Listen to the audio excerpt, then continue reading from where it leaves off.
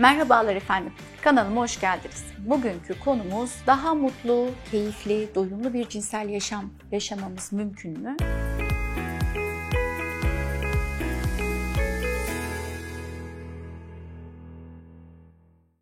Şimdi biz dünyaya geldiğimiz zaman cinsel dürtülerimizin %20'siyle geliyoruz. Yani doğuştan biz cinselliği getirmiyoruz. Sonradan geliştiriyoruz, ekliyoruz, deneyimliyoruz. O noktada sağlıklı, kaliteli, mutlu bir cinselliği istediğimiz şekilde yaşayabiliyoruz. Ancak buradaki kalite her şeyde olduğu gibi cinsellikte de bazı sırlar var. Şimdi bugün onları konuşacağız.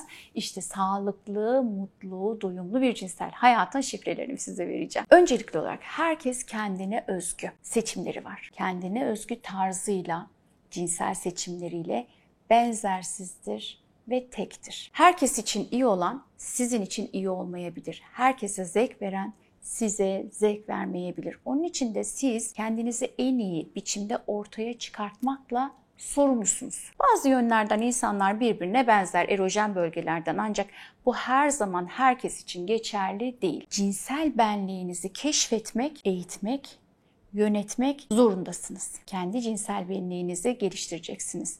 Peki cinselliğin keşfi her zaman kolay mı? Tabii ki her zaman kolay değil. Tabularla örtülü.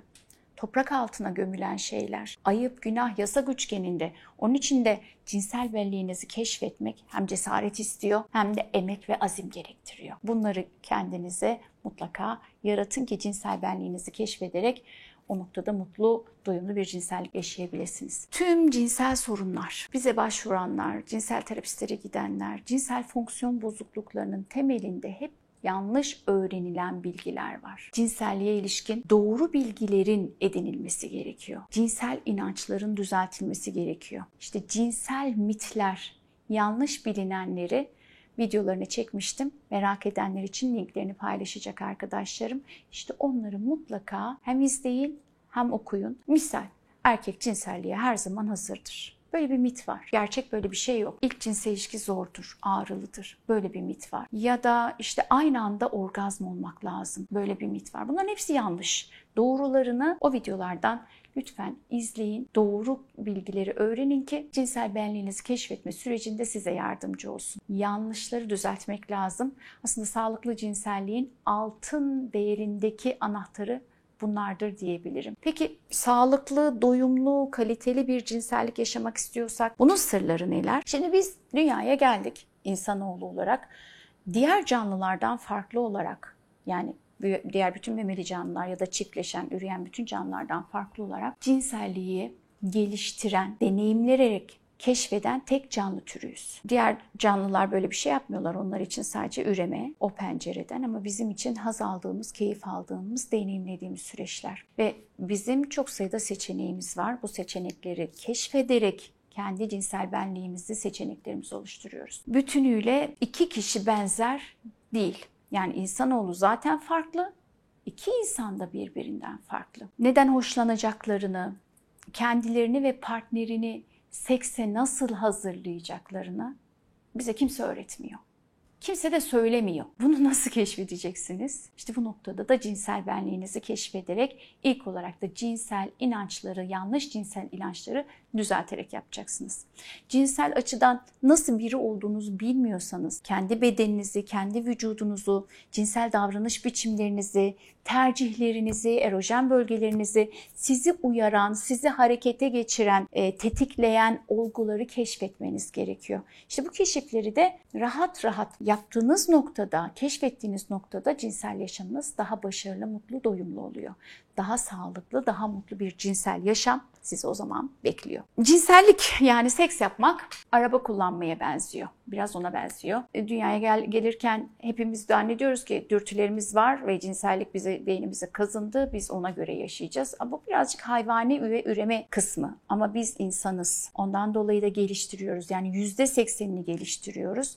Ondan dolayı da en iyi seksi geliştirdiğimiz noktada yapıyoruz. Yoksa doğuştan getirdiğimiz dürtülerimizle en iyi seksi yapacağımızı zannediyoruz ama değil. Bir arabaya bindiğimiz zaman ya da bir okuma yazmayı iyi öğrenebilmek için de ne yapıyoruz? Deneyimliyoruz, çalışıyoruz, emek harcıyoruz, tecrübe ediyoruz Bu şekilde sonradan cinselliği öğreniyoruz. Ve bu öğrenme sürecinde deneyim gerçekten çok önemli. Acemi bir şoför nasıl arabaya bindi, işte gaz debriyaj ayarını bilemiyor, direksiyonu bilemiyor, arabanın yönünü bilemiyor. Başta nasıl zorluk çekiyorsa arabayı stop ettiriyorsa, hani o gaz debriyaj ayarında. Gerçi otomatik viteslerde artık onlar yok da, ama eski şoförler bilir bu söylediklerimi. Arabayı böyle bir stop ettirirsin. Araba yüksek mi alçak mı, böyle bir önünü arkana ayarlamaya çalışırsın. Nasıl başta sorun yaşanır? İşte cinsellik de aynı araba kullanmak gibi başta benzer problemleri yaşarsınız. Onun için de ilk başta erken boşanma son derece normal. Deneyim kazandıkça öğrenirsiniz. Herkes için bu böyle. Herkes için farklı benlikler var. Farklı beceriler ekleyerek cinselliği yaşarlar. Diyelim ki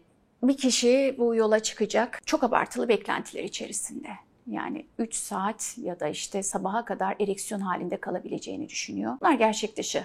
Bunları bilmeyebilir. Bunları karşılayamadığında ya da işte o porno filmlerde gördüğü iri penisler, büyük penisleri kendinde göremediğinde cinsel yaşamı olumsuz etkilenebilir, olumsuz algılayabilir ve davranışlarını o noktada kısıtlayabilir. Yeni ve olumlu deneyimler yapmak noktasında da kendini kitleyebilir. Bu da cinsel sorunlar yaşamasına yol açar. Onun için de seksi pornolardan öğrenmeyin efendim. Çünkü orası gerçek bir dünya değil, gerçek bedenler değil, gerçek performanslar değil. Evet, iyi bir seks içgüdüsel olmakla beraber öğrenilebilir dedik. İyi bir seksin daha güzel görünmekle ya da performansınızla çok da alakası yok. Kadınlar, bu sözüm lafım size. Yani siz çok seksi görünüyor olabilirsiniz ama iyi bir cinsellik yaşamıyor olabilirsiniz.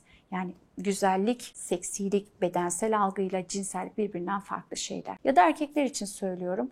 İşte penisim şu kadar uzun, bu kadar kalın, bu kadar işte uzun süre birlikte olabiliyorum. Yine iyi bir cinsellik demek değil. Cinsellik ne demek biliyor musun? Rahatlamış ve gevşemiş bir halde dokunmak. Acele etmeden, telaş etmeden hissetmek. Ne söylemek gerektiğini düşünmeden orada olmak. Sadece bedenlerinizin karşılıklı haz alıp haz vermesi, birbirinize bedeninizi sunduğunuz, armağan ettiğiniz ve sevişmenin hazla dönüştüğü, tutkulu olduğu, ne istediğinizi söyleyebildiğiniz bir seks yaşamıdır. Ve cinsellikte aslında çok da belirgin kesin kurallar yoktur. Farklı boyutları vardır. Sonradan öğrenilen boyutları vardır ve bu öğrenme sürecinde yapılan yanlışlar kuşaktan kuşağa aktarılabiliyor. Üremeye yönelik mitler, cinsel mitler ne yazık ki toplumumuzda çok yaygın.